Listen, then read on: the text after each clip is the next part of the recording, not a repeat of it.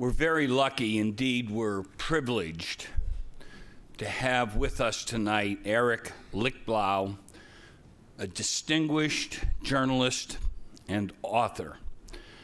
After several years of investigative journalism at the LA Times, Eric moved on to the New York Times, was their lead investigative journalist covering the Bush Justice Department. Most recently, he's moved on to Washington, D.C., where he heads CNN's investigative journalistic unit, and God knows he's got a lot to do right now. In 2006, Eric was awarded the Pulitzer Prize for exposing the Bush administration's NSA's illegal domestic wiretapping program, and then wrote the highly acclaimed Bush's Law, Remaking American Justice. And just most recently, he's written The Nazis Next Door, How America Became a Safe Home for Hitler's Men. That's what brings us here tonight. The book is ever so timely. Sometimes, Deborah, it seems like the events of Nazism in that era is getting stale and old. It's 80 years ago. To me, recent events confirm it has lots of contemporary relevance. Our country today is ripped apart by a legal and political fight over whether refugees, victims of totalitarianism, can enter our country. And we debate travel bans and extreme vetting, and we'll see a Supreme Court case near along that will rival Karamazov. In this context, let's remember, our nation refused to admit refugees attempting to flee Nazi totalitarianism before the war, condemning many of them to their deaths. And afterwards, we were ever so parsimonious in granting visas to the victims of the greatest human rights abuse in history. But as Eric has exposed, at the same time, somehow, top Nazis, well-known, were admitted to the United States. The perpetrators got in. The victims were excluded, exposing yet another baffling contradiction that plagues our democracy. So please, with me, welcome Eric Lichtblau.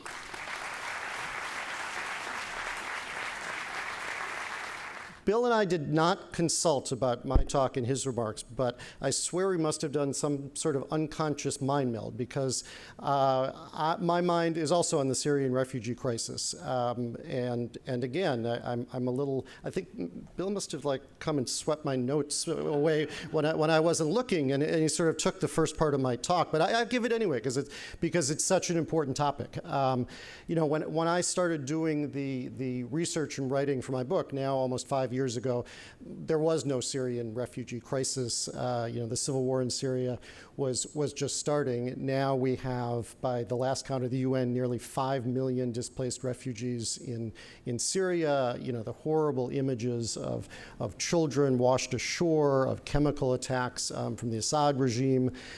Just a few weeks ago, my new employer, CNN, where I moved last month as the head of the investigative team, had a just horrible graphic report out of Syria from one of our foreign correspondents about the latest chemical attack, where you can literally see people, their lungs exploding, coughing their last breaths as they die. And there was a lot of debate. I had just gotten to the network when that was about to air. There was debate. Do you show photos like that, on air? And they made the decision, I think the proper one, that was something people needed to know about. It wasn't just a faceless war crime, chemical attacks on civilians. These were people, you could literally see them, gasping for their last breath. And so that was a major report, which unfortunately did not not to bring this to current events as Bill might like, but it unfortunately got drowned out about an hour after it posted.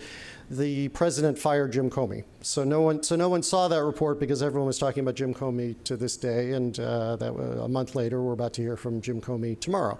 So, but the Syrian refugee crisis has really been on my mind since I researched and wrote this book, because there are such haunting parallels between the two. And it may seem strange at first. It seemed like an odd parallel. This guy's book is about the Nazis. What does it have to do with the survivors or the victims of the Holocaust, as horrible as their plight was? But the two really have everything to do with each other, I discovered in my research.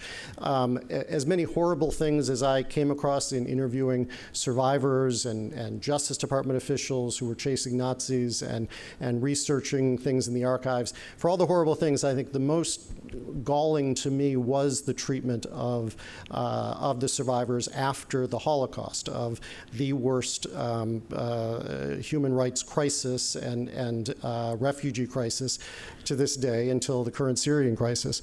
I realized in my research that to truly understand, how maddeningly easy it was for Nazis, thousands of Nazis, to get into the United States after the war, you first have to understand how horribly difficult it was for thousands and thousands of the survivors to even get out of the very same concentration camps where they had been held.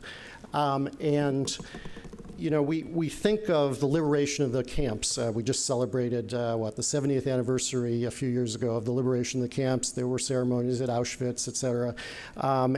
History remembers the liberation in sort of black and white, reel-to-reel movies. The Russians coming from the east, liberating Auschwitz. The Americans coming from the west, liberating Dachau. The Brits coming upon Bergen-Belsen and liberating Bergen-Belsen. We can almost picture the gates of the camps swinging open and the survivors flooding out to some joyous reception, like trapped coal miners who are climbing to safety, or a wrongly convicted prisoner walking free out of the prison gates after 25 years behind bars. That's at least how I, as a generation born long after liberation, sort of thought of that before I started doing my research.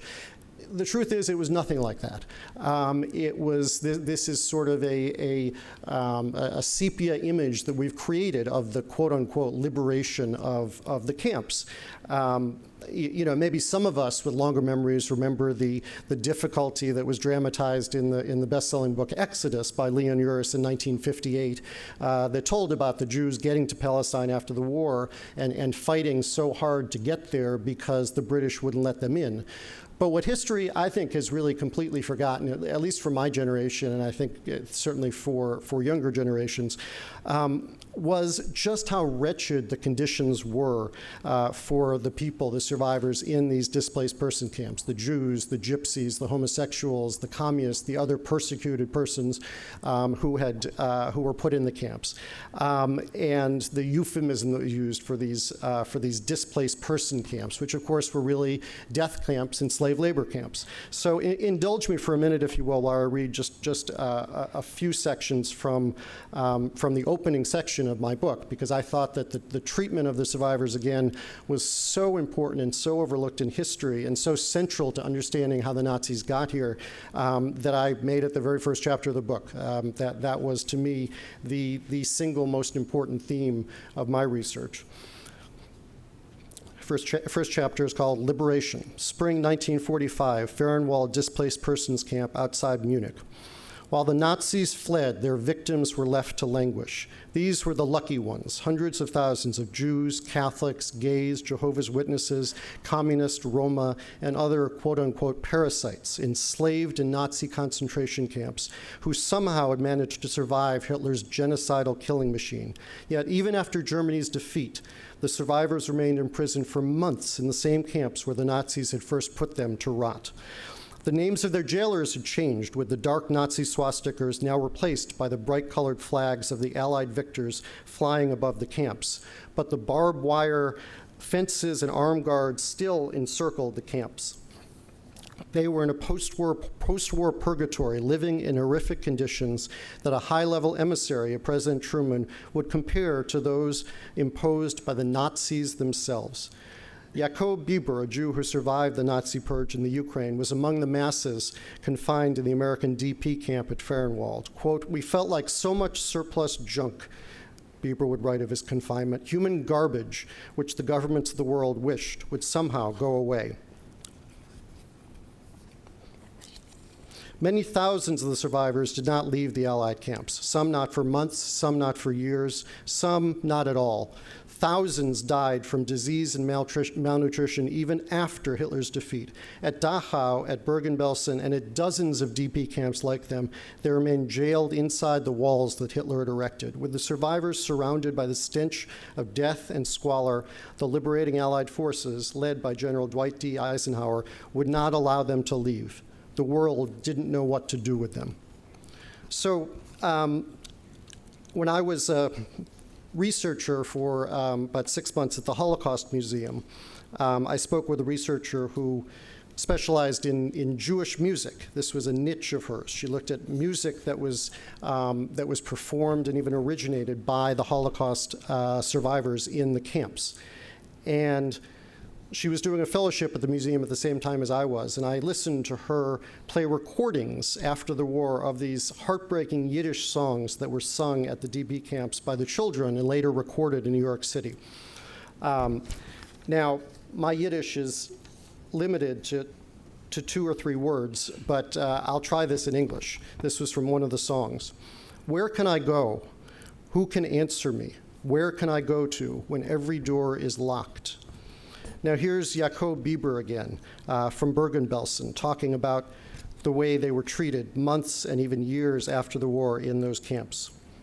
"A general malaise was growing as we realized how indifferent the world was to our tragedy," Bieber wrote of his experience. "Soon we began seeing men and women who had survived the worst tragedies imaginable during the war years suddenly killing themselves, often by hanging. Such events added to the news that Palestine remained closed to us, guarded by British soldiers who were turning away DPs by the thousands. This only added to our gloom." Now, things were so bad at the camps that word began to filter out across the Atlantic to Jewish groups in the United States in late 1945, early 1946, about how horrible the conditions were. Politicians didn't want to believe it at first. This couldn't be true that we had just liberated these camps and people were dying from malnutrition and even violence. But the complaints grew so loud and so hard to ignore that President Truman had to finally appoint the dean of the law school at University of Pennsylvania, Earl Harrison, to go over and inspect the camps, to find out whether these complaints that were circling back to Washington could really be true or not. What he found should shock the conscience even today. "As matters now stand," Harrison wrote to Truman in his final report, "we appear to be treating the Jews as the Nazis treated them, except that we do not exterminate them." How could this have happened?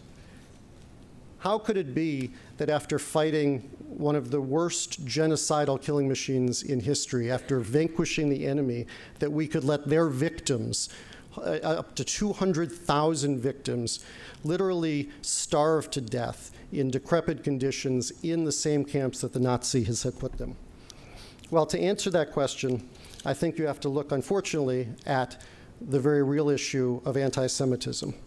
And you also have to look at a man now regarded as a war hero. He was profiled in a book just a couple of years ago by Bill O'Reilly, George S. Patton. Patton, shown here on the right with General Eisenhower at a DP camp, touring the DP camp, was the commander of the US zone in post-war Germany. He ran the DP camps. He was a war hero, of course, old blood and guts, they called him. He was also, it turns out, a raving anti-Semite.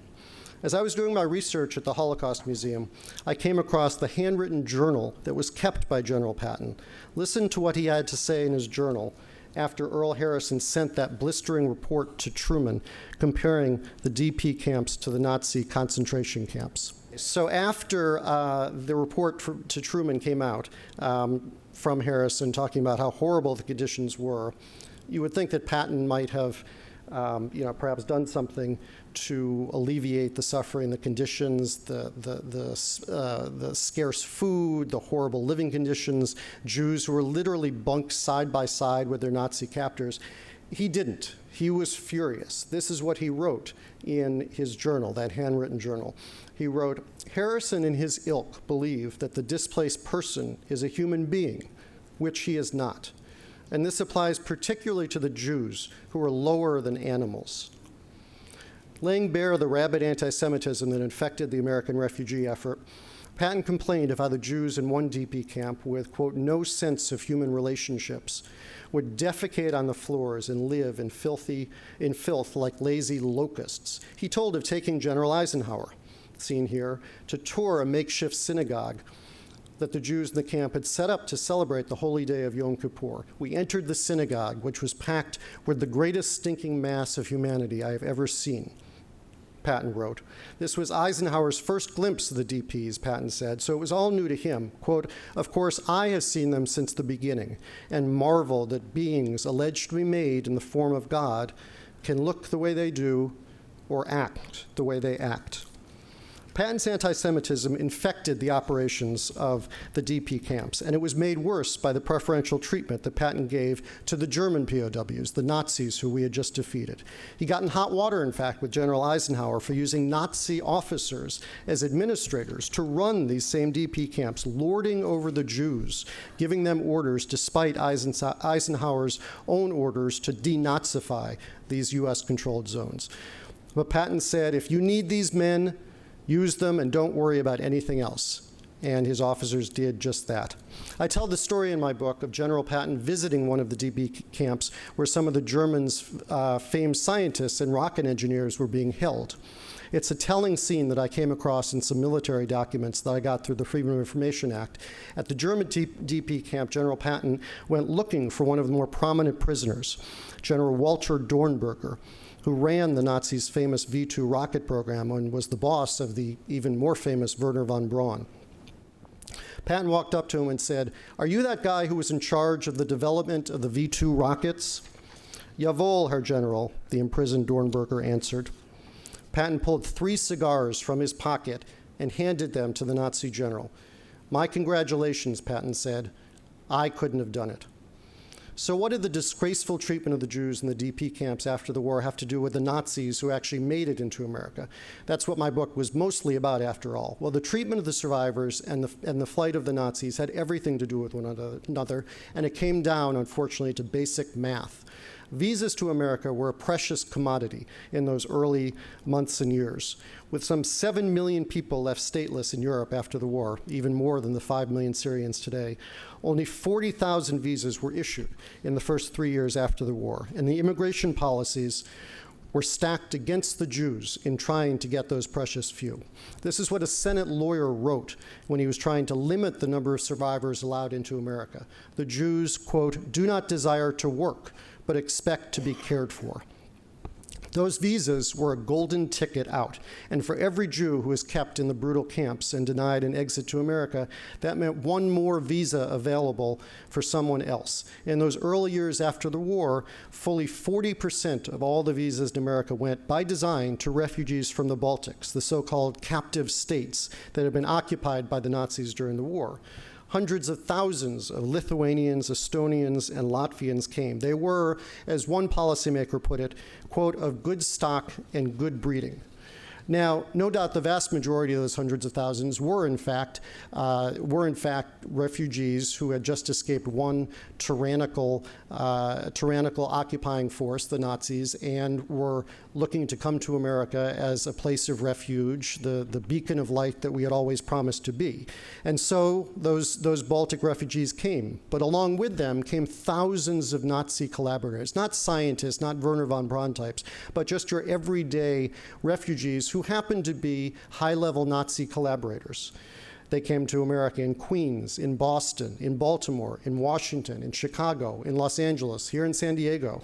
As Jakob Bremer and Carl Linnes showed, this was not hard to do. You identified yourself as a POW during the war, or a farmer, or a civil servant, or you simply put down a fake name. Antonin Artukovich got into America using an alias and lived in Southern California up by Seal Beach for more than 30 years before anyone questioned his identity. If he'd used his real name, immigration officials might have realized that Antonin Artukovich was a top cabinet minister in Nazi-occupied Croatia, and he was the man who signed the racist and anti-Semitic decrees rounding up hundreds of thousands of Jews, Serbs, and Romas. But of course they didn't look, and he was let in with his brother and lived a quiet life for years and years before any scrutiny fell upon him.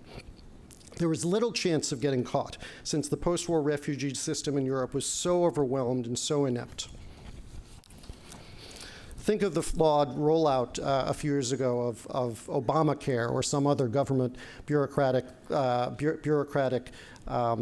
falling out, and you'll imagine the intense difficulties faced by the intense difficulties faced by the allies in trying to find places to go, even for those refugees who were ultimately granted visas. So thousands of Nazis came in quietly through this back door, disguised simply as someone else. Then there were several other thousand who came in through the front door, essentially invited by the US government, by the Pentagon, the CIA, and the FBI. I mentioned General Dornberger, the head of the Nazis' V2 program. He and some 1,600 Nazi scientists came to America after the war in a secret program called Program Paperclip. It was all about the Cold War. And the idea was to keep pace with the Soviet scientists. Officially, the scientists we brought over weren't allowed to be, quote unquote, ardent Nazis. But this was a fig leaf, as the name suggests. In fact, these were high-ranking Nazi officials, often involved in building rockets on the backs of slave laborers. In fact, I was just honored to meet the wife of one of the men who had worked at Dora, and she was telling me his story, and it's an honor to hear that.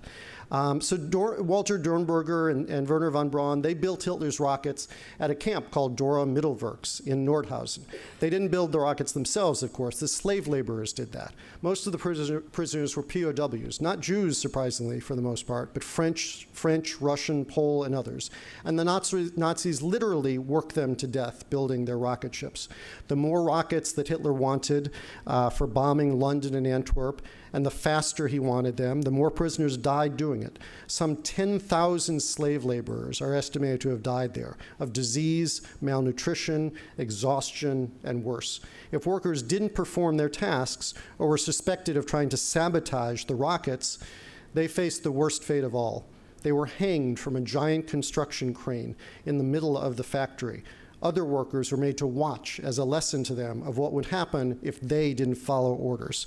This was the place that these quote-unquote non-ardent Nazis ran before they came to America and set up shop in Alabama. Unlike the discovery of Dachau and other camps, Americans didn't hear much about the liberation of Nordhausen, the slave labor factory, and I suspect that was by design. U.S. military officials were not anxious to let the Soviets or Americans know that they were raiding the place, not only of its hardware parts and blueprints, but of its scientists and engineers as well. Let me show you one of the Nazi scientists who ran Nordhausen. This is a man by the name of Arthur Rudolph. He was the head of rocket production at Nordhausen, and he reported directly to Werner von Braun. He came to the U.S. with the other Paperclip scientists and became one of the top engineers in the Saturn space program. Decades later, in the 1980s, prosecutors confronted him about what had really happened under his watch at the factory at Nordhausen. Rudolph said he just built rockets. The prisoners, as far as he knew, were well treated, he said with a straight face. He said he was just doing his job. Here's another scientist from Nazi Germany, Albertus Strughold. He was one of the doctors in the Paperclip program. You probably have not heard about the doctors. You might have heard a little bit about the rocket scientists, Werner von Braun, of course, being the most famous. But the doctors were equally important to the operation and equally grotesque in the means that they used to carry out their practice. There were 36 doctors brought just to San Antonio in late 1945, led by this man, Dr. Albertus Strughold. What Wernher von Braun was to rocket scientists, Strughold was to space medicine. He was a revered scientist in Texas, the father of space medicine, they called him. His job was to keep pilots alive in space, US pilots, in the changing atmosphere. And he was doing it long before he got to Texas. In Germany, he and the Nazi doctors under him ran and oversaw grisly medical experiments on prisoners in Dachau and elsewhere, even children, to see what the body could withstand in space and in high altitudes. They would send children into a flight simulator, not unlike the one you see with him here in Texas, and subject them to sudden, violent changes in altitude. Some died, many became sickened and endured incredible pain. Other prisoners were made to drink putrid seawater until they vomited or died. The idea was to see during the war how the Nazis could keep their own pilots alive once they crashed into the sea. Many of them were dying from drinking the putrid seawater. They wanted to see how they could purify it, so they did horrible human experiments on those prisoners at Dachau to see how they could keep them alive. The ones that died, those were the guinea pigs. Again, many of these prisoners died, all in the name of Nazi scientists. You could make the case, I suppose, and some have, that morality aside, the scientific expertise that the Nazis brought to America outweighed the obvious baggage they brought with them. If it wasn't for von Braun's work on jet propulsion and Strughold's theories on space medicine, the US might never have landed on the moon in 1969 ahead of the Russians. This is true enough, certainly. And immoral or not, the recruitment of the Nazi spies brought the United States clear technological breakthroughs, the arguments go. But there's another group of hundreds of Nazis who were also aided and protected by the US government. And you can't even make the, well, it was worth it argument with this group. They are, in my mind, the most insidious group of all the Nazi refugees who got into America. These were the Nazi spies used by the CIA, the FBI, and US intelligence agencies as anti-Soviet assets in Europe, the Middle East, Latin America, and yes, here inside the United States itself. The thinking was that no one hated the Soviets more than the Nazis, and that the United States needed to exploit their technological advantage. This was the thinking of people like J. Edgar Hoover at the FBI, and here you see Allen Dulles at what was originally the OSS, who you see here with President Kennedy. Dulles wanted to put the Nazis' hatred of the Soviets to use by making them Cold War spies and informants. Dulles, in fact, started dealing with the Nazis even before the war was over. I tell the story in the book of how Dulles met a few months before the end of the war with a Nazi general, Karl Wolff, who you see here with Himmler, who was a top SS man to Himmler. He was chief of staff, in fact, at one point, and a key architect in designing the train and the railway system that would take millions to their deaths. Before the war was over, Dulles came up with a secret plan to try and infiltrate Nazis and use them as spies against the Soviets. And he recruited Karl Wolff, the man you see here. In fact, they met at a secret meeting about 4 months before the end of the war, when it was clear already to the Nazis that they were going to lose and they were looking to save their own scalp. They had a meeting in Zurich, and they shared a bottle of scotch by the fireplace. Dulles would later write in secret cables that Wolff and his deputies in the Nazi party were, quote unquote, moderate Nazis, that's his word, who could help America. And he protected Wolff from war crimes charges for years after the war. He lived a gilded life for a while in Bavaria in what was supposedly a POW camp, but he had use of his own boat. They even let him carry his own gun. And he complained, in fact, to Dulles years later that he had lost all his savings during the war and he was entitled to reparations. He might have wanted to see Bill if he was so in the mood, from the United States for his poor treatment given all the help he had given them. And ironically, it was only the Germans, years later in the 1960s, who prosecuted Wolff for war crimes, not the United States, which had used him as a spy, which had paid him thousands and thousands of dollars, and which had protected him from war crimes charges at Nuremberg. Now, in those years, there were at least, by my count, 1,000 Nazi spies working for America in the decades after the war, doing everything from monitoring Soviet rail lines in Eastern Europe to giving briefings to top CIA officials in Washington. So unlike the technology that von Braun and Nazi engineers brought to America, much of the information that these Nazi spies were giving us, and we were paying them for, turned out to be essentially worthless.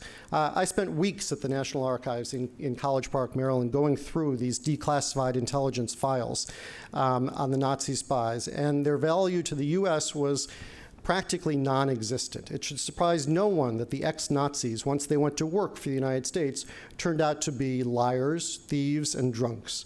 Some, in fact, were Soviet double agents, believe it or not, who were paid by us and then again by the Soviets to peddle back disinformation to us into the 1950s and 1960s. And this was a pattern that continued into the 1970s. I came across documents from the 1980s and 1990s indicating that the CIA had sent material to Congress covering up its own tracks in using these spies. Some of them were still alive and living in Washington and elsewhere in those years, and the Justice Department had begun going after them, as I'll talk about. And the CIA did everything it could to whitewash their records and distance themselves from these men into the 1990s. So here's Otto von Bolschwing. He was a CIA spy in the 1950s, though not a very good one. He was once on a train in Austria in 1953, and he lost a suitcase that was filled with top secret documents that he was supposed to deliver for the United States to another covert agent. He got his own satchel mixed up with another passenger's, and he opened the bag when he got to Hamburg, and he realized that instead of spy photos and top secret documents, there were pajamas and a shaving kit. Now, he didn't get fired. Instead, the CIA simply relocated him and his family to New York as what they called a quote-unquote reward for his CIA service and in view of the innocuousness of his Nazi war crimes. Now, when we say innocuousness, that's certainly an odd choice of words because von Bolschwing was a top aide to this man, Adolf Eichmann. This was his boss. He was, in fact, credited, or more accurately blamed, for coming up with the white papers that ultimately became the final solution. He was an early Nazi loyalist, as both an operative, a propagandist, and almost an academic inspiration, who wrote of the Jews as a second-class citizenry. For a time, he talked of forcing them out of Germany into Palestine before the start of the actual Holocaust. But once more severe and grotesque methods were developed, he was at the front of the line in proposing all sorts of means of making the lives of the Jews, as he put it in one paper, as miserable as humanly possible. Now, in one paper, he talked of what he called the Jewish problem. And he said that if Germany was to finally get rid of its Jewish problem, it needed to resort to extreme means, every means possible to make the lives of the Jews as uncomfortable and miserable that they would either be forced to leave or would simply die through grotesque means. Now, there are other stories throughout the book of Nazis who came to America who lived out their lives. I'll tell you one more, and then we can probably go on to questions, because, yeah, I think we're right about time. So one other one whose story I found just remarkably grotesque was this man, Alexander Lilakis. But Alexander Lilakis was, for years, an encyclopedia salesman in Massachusetts. You see his naturalization photo on the right. Looks like a very nice man. He was Lithuanian. He had contacts throughout the Lithuanian community in Massachusetts and elsewhere, and he sold encyclopedias in Lithuanian to fellow emigres and lived a quiet and fairly unremarkable life in Worcester, Massachusetts, in central Massachusetts. Now, what wasn't said at that time was what he had done in Lithuania while he was a top collaborator for the Nazis. He was, in effect, the police chief in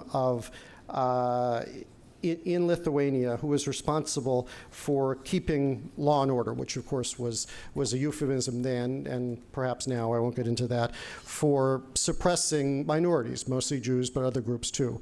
And when the Nazis invaded Lithuania in 1938, you see him there on the left in his police uniform, he was the one who was eager to round up thousands and thousands of Jews and essentially sign their death warrants by sending them to jails and then turning them over to the Gestapo or to the Eisengruppen or to other Nazi units.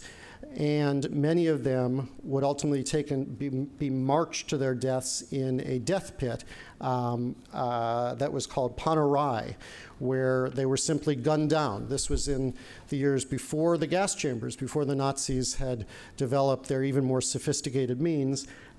They were told that they were just being relocated, and instead thousands and thousands of Jews with Lelekas' signature on their warrants were marched to their deaths. And Lelekas lived with no remorse, as far as I could tell, in his file. I talked to his family, and he was one of the most recent ones, in fact, to be prosecuted by the United States after we finally started taking our Nazi problem seriously. That happened in the 1980s, after a number of Jewish groups and members of Congress, including Elizabeth Holtzman, said, wait a second, we have Nazis living here in America, Nazi refugees, high-level Nazis, and no one is doing anything about it. And at first, this met with sort of disbelief, sort of like the horrible conditions of the DP camps. You can't believe that. There aren't Nazis in America. And the ones that we know about, Werner von Braun down in Huntsville, Alabama, or Arthur Rudolph, or Hubertus Strughold in San Antonio, they weren't ardent Nazis. They were okay. You didn't need to worry about them. But under pressure from Congress and Holtzman and others and Jewish groups, Congress finally in 1979 approved what became an incredibly important measure to create what was called the Office of Special Investigations within the Justice Department, and finally take our Nazi problem seriously. And they opened hundreds and hundreds of investigations. Remember, this is now, 35 years after the war. These are men who were, at that point, many of them in their late 50s, 60s, some in their early 70s.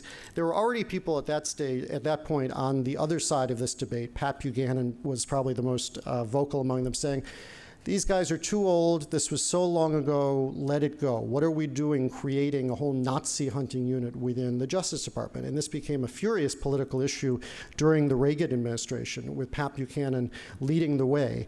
And in fact, there were endless years of litigation before the Justice Department was finally allowed to begin deporting, first denaturalizing and then deporting people like Lelekas. But proving that they were Nazis was only half the problem, because what you had at the same time was that you needed countries that were willing to accept them. And this is true today too with deportations, that you can say you're going to kick them out, but until a country says they're going to accept them, they are basically stateless and remain in the United States. In fact, there is, as far as anyone knows, one gentleman, I use the word loosely, living up in Queens who I met, who has been denaturalized, but no one will take him back, Germany or any other country. And he's been living on the second floor of sort of a ramshackle apartment in Queens for 8 years now. And he will probably die there. He was 93 years old, and he was a guard at Bergen-Belsen, who, like all the others, shows no remorse or no sign of contrition over their role, but has positioned himself as the victim of political persecution. And as a guard, he was just doing what he was doing. That was the message that we heard from the Nazis over and over again. This was war, and we did what we had to do. I took my orders, I did my job. In fact, the deeper you look, the more you realize just how hollow those explanations were, because these were men like Alexander Lelekas or Arthur Rudolph or even Werner von Braun, who really gleefully and eagerly executed their orders, in some cases even gave the orders, in collaboration with the Nazis, wearing the Nazi uniform, and to say that they were just doing their job is to to hold up to ridicule the plight of millions of Holocaust victims. Thank you. Good evening, thank you. Yes. So, one of the things I found so striking reading your book was our government's willingness to not just overlook, but to hide evil in the name of fighting communism. And I'm wondering, do you see any dangers of our government doing the similar things in the name of fighting terrorism? I have thought about that, and a clever segue to try and get me to talk about current political events, which I'm sure Bill will like. Well, first of all, I need to say that the questioner and I just met, although we've known each other for years online, because his name is Eric Lichtblau. And so we've never met. He came down just for this talk, although his first name is E-R-I-C-H. So we sometimes get each other's emails, and I think he's claimed credit for some of my stories. He's a lawyer, and I've tried to claim some of his judgments, but that hasn't worked out. So I got to meet the other Eric Lichtblau for the first time tonight. So, are we doing this in the name of terrorism? I fear that we'll find out in 10 or 20 years that we have done that. That certainly we know that there are, in the last 10 or 12 years, Al-Qaeda operatives that we have developed as informants, with horrible, hideous pasts in the Middle East mainly. ISIS, that is probably going on now. We just don't know about it. And I think there is certainly this mindset, going back to Alan Dulles, that if you are fighting the enemy, whether it's the Soviets after the war in the Cold War or the war on terror, that sometimes you get your hands dirty and you need to have some unsavory cohorts to win the war. And there's certainly some truth to that. The lengths that they went to in the Cold War with the Nazis, I found grotesque and to be honest, completely, as I said in my remarks, completely unhelpful in the Cold War, sometimes counterproductive. So, sometimes you have to get in bed with bad guys, but boy, I hope that someone's not writing a book like this one in 10 or 20 years about guys we're using now in the war on terror. Thank you. Thank you. So I have a question. Yes. You talked at the beginning of the book about the similarities you see within the Syrian refugees and the Jewish refugees. Yes. So I'm going to play devil's advocate with you for a second. Sure, go for it. Okay. You were talking also about the Balkan states and how it was very easy for Yes. people, the Nazis and the people in the Croatia and Lithuania, for them to sneak in. Hundreds of thousands. Not even sneak in. I mean, get visas because we wanted them. The Yes. Nazis and the some Nazis of the to sneak in among them. Sneak in among Yes. them. Yep. So don't you think that at the same time it's easy for ISIS people and people like that to sneak in within the refugees of the Syrians at the same time that they're doing that? That is the fear, sure. I mean, that's what we're going through now with litigation over the Muslim ban. Yes. As a devil's advocate, I'm not Sure, saying no. I look. That is a legitimate fear, a legitimate concern. We have all sorts of vetting measures. The reality, I think, is that has hardly ever happened in the first place. For all, we've now had a whole string of terror attacks in Europe. Unfortunately, we've had going back a year and a half or so here. We've had Orlando and San Bernardino. And Times Square and a few others, not as bad as Europe lately, knock on wood, but almost none of those attacks were carried out by Syrian refugees. I don't have the data at my fingertips, but George Washington University has a good model on this, and Fordham University also has studied it.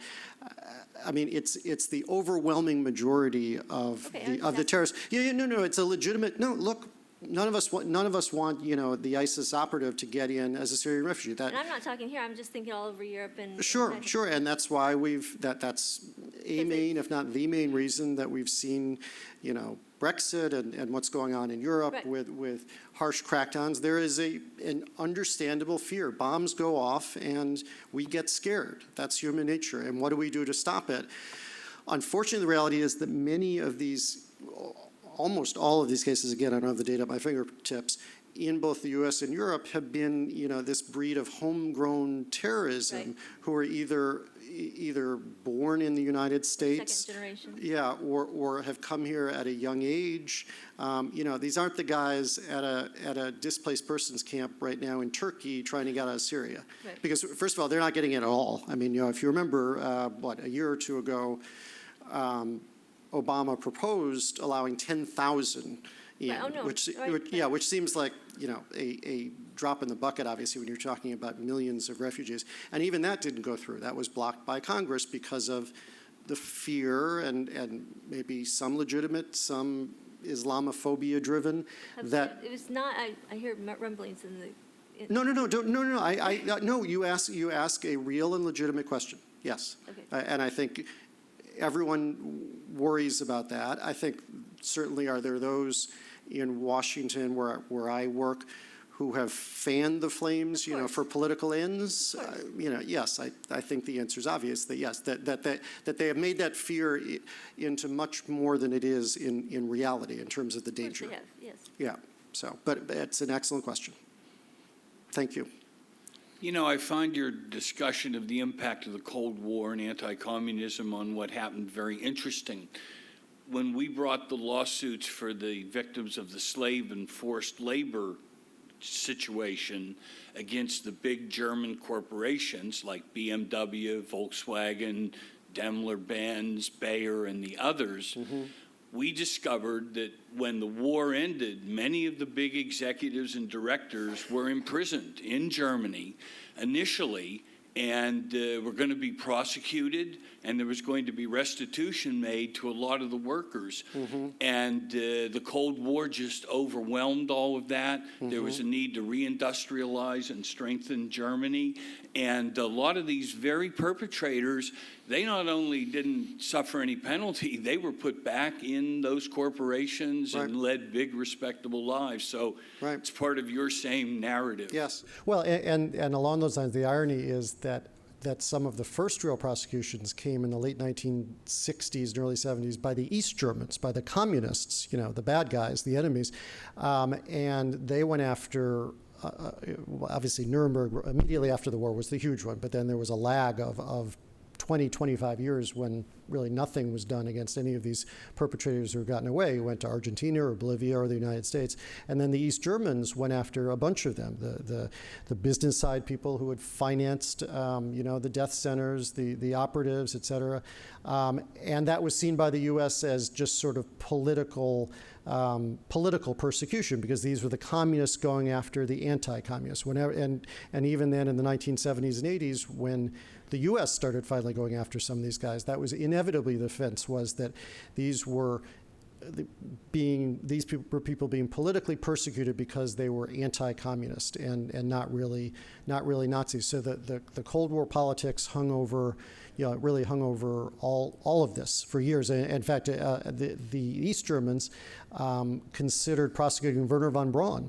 And on the eve of the moon landing in 1969, he had to give an affidavit. The East Germans had subpoenaed him because they wanted to know, what did you do at that rocket slave labor factory at Nordhausen with Arthur Rudolph. This is Arthur Rudolph, who ran the program at the V2 factory, the slave labor camp. And they wanted to talk to von Braun because von Braun had been there, had toured the site over and over again. He was the guy, von Braun, on the one hand, for those of you old enough to remember, was on Sunday mornings on Disney as the man who was going to take us to the Mars. He was this dashing, good-looking man. Do I have a photo of von Braun?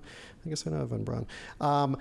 Who talked about taking us to space. But in 1969, just as we were about to land on the moon, the East Germans improbably got the authority to subpoena him and force him to talk about what he knew.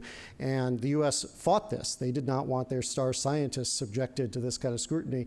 And they managed to avoid making him go to East Germany, which is, I think, where they originally wanted to do it. Instead, he did it in New Orleans. That was considered the safe ground. That was the safe haven. And so, of course, he said, I knew nothing.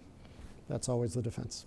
So in closing, I don't want to leave. I don't want to leave someone out of the out of my story because I have so many villains, but one of my heroes was this guy, Chuck Allen, who I'd never heard of before I started my research. And I really found him an inspiration. He was a left-wing journalist in the 1960s. That's not why the left-wing part is not why he's the inspiration. I don't want you to get the wrong idea. But he was writing about Nazis in our midst.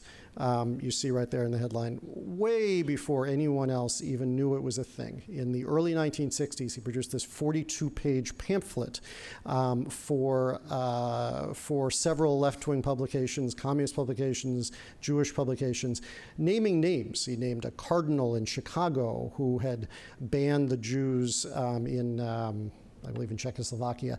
You know, he had essentially dossiers. He had war crimes files from Nuremberg, and was not only a journalist but an activist. You can see on the right there is a poster from a rally that he helped organize in 1963. There were 3 of them. One was in Brooklyn, I believe one was in LA, and this one maybe Chicago. And he led the rallying cry, and not only didn't it do any good, I mean, he's a hero, but he's sort of a Don Quixote hero, if you remember your literature, who was kind of tilting at windmills. He not only didn't have much traction or success in drawing any attention to this problem, but the thanks he got from the U.S. government was that J. Edgar Hoover and the FBI wiretapped him and followed him for years because they believed he was a communist plant, since a lot of the information he was getting was coming from Soviet side files. A lot of the worst atrocities happened in what became parts of what became the Soviet Union. Those files were behind the Iron Curtain, and he was able to get those files. And of course, the U.S., people in the U.S. always say, oh, those are forged, that's just the communists, and he would find ways to document them and authenticate them. But the U.S. Had a secret espionage warrant out on him and made his life miserable for most of the 1960s and the 1970s. But I think without him, there never would have been actions in Congress, at the Justice Department, throughout the country in the 1980s. He basically lit the fuse for that, and it took a while to get there. But I think it was in large part thanks to Chuck Allen that there finally was some justice and some sense of morality. He died in the 1990s. Never had any real fame or recognition. You know, in left-wing circles, he was known. Oh yeah, Chuck Allen, he's that digger. You know, he got all that stuff. But most people just sort of ignored him. So the FBI left him alone by the end of his life. So I guess that was a good thing. So join me in a round of applause. Thank you very much.